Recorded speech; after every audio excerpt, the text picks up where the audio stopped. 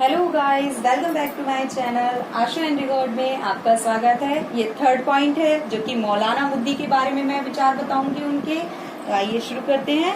मौलाना मुद्दी का यह विचार था कि इस्लामिक और भौगोलिक राष्ट्रवाद दो परस्पर विशिष्ट पहचान है, अतः उन्हें भय था कि मुसलमानों में भौगोलिक राष्ट्रवाद इस्लामिक राष्ट्र तत्व और एकता को कम कर देगा।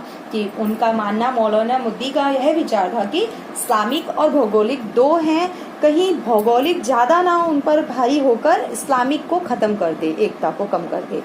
सेकंड पॉइंट है उनका मानना था कि भारतीय नेताओं का यह विश्वास गलत है कि अंग्रेजों से लड़ने के लिए उन्हें आम राष्ट्रीयता उत्पन्न करनी चाहिए। मतलब कि एक नई अलग राष्ट्रीयता उत्पन्न करनी जरूरी नहीं है अंग्रेजों से लड़ने के लिए। साथ ही हुसैन मदनी के इस दावे को गलत ठहराया कि भारतीय संदर्भ में एक धार्मिक समुदाय अपने लिए राष्ट्र का निर्माण नहीं करता, कि वह यह नहीं कहते, वह इस चीज के खिलाफ है कि ये नहीं कि किसी धर्म के आधार पर पूरा राष्ट्र बना दिया जाए। उन्होंने कहा सभी समुदाय को राजनीतिक रूप से एक हो जाना चाहिए, कि सभी जो जाति जो भेदभाव है सभी एक हो जाएं, जिससे वे क्षेत्रीय आधार पर एक राष्ट्र का निर्माण कर सके। थर्ड पॉइंट उनका कहना था कि यदि मुसलमान वास्तव में अंग्रेजों के साथ स्वतंत्रता के लिए लड़ना चाहते हैं तो दिमाग में एक स्पष्ट उद्देश्य रखना चाहिए।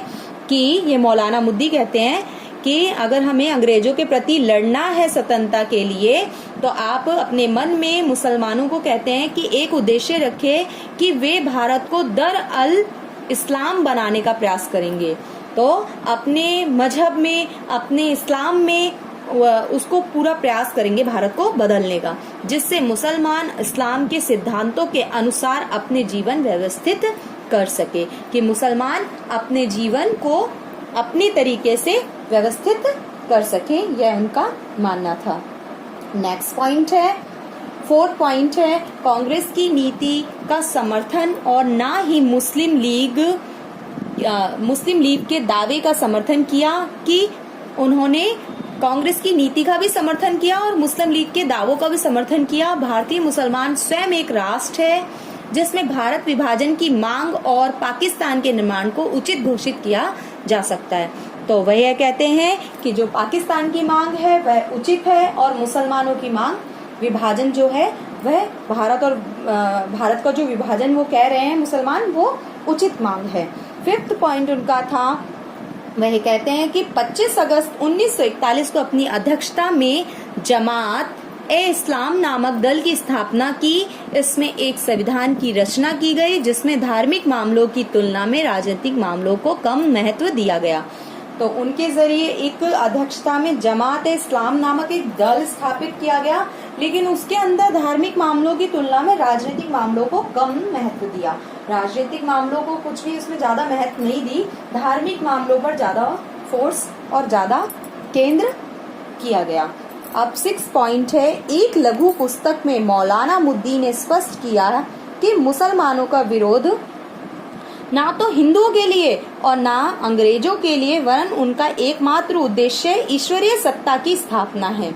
तो मौलाना मुद्दी ने यह स्पष्ट किया कि मुसलमानों का विरोध ना तो हिंदुओं से है और ना ही अंग्रेजों के लिए है, वरन बस वह एकमात्र ईश्वरीय सत्ता की स्थापना करना चाहते हैं। वह अपने मजहब की स्थापना करना चाहते हैं, वह अपने इस्लाम की स्थापना करना चाहते हैं। 7 पॉइंट है, आपको आई होप पूरी वीडियो और अच्छे से मेरे नोट्स समझ आ रहे होंगे। बहुत मेहनत करी है, प्लीज लाइक करो, शेयर करो, ज्यादा से ज्यादा इसे फैलाओ। 7 पॉइंट है, जब देश का बंटवारा होने वाला था तो मौलाना मुद्दी ने जमात-ए-इस्लामी को 2 भागों में विभाजन कर दिया, जिससे एक भाग पाकिस्तान में कार्य करे तो दूसरा भाग भारत में, और इससे उन लक्ष्यों की पूर्ति हो सके जो इसकी स्थापना के समय निर्धारित किए गए थे। तो ये विचार है मौलाना मुद्दी के, जिसे मैंने 7 पॉइंट में क्लियर किया है। आई होप आपको समझ आ गया होगा। Thank you for watching.